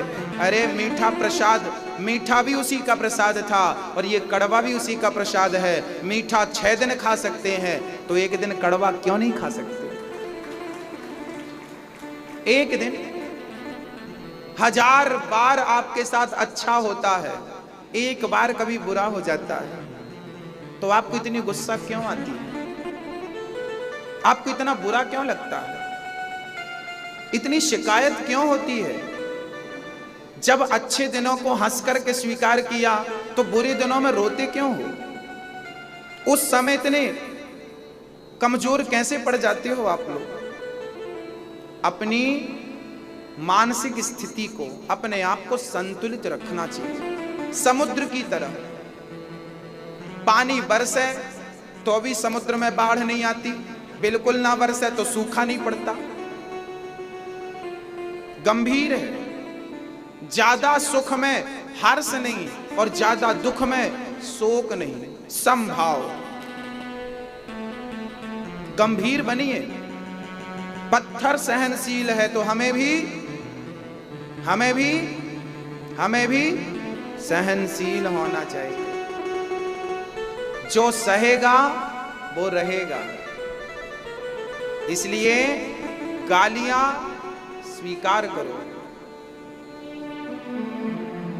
और ले करके डस्टबिन में डाल दो।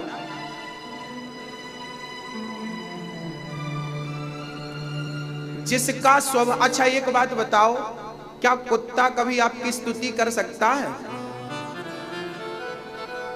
आप कहो महाराज जी कुत्ता तो हमें देख के भौंकता है, तो कुत्ता भौंक ही सकता है ना, वो आपकी स्तुति नहीं कर सकता।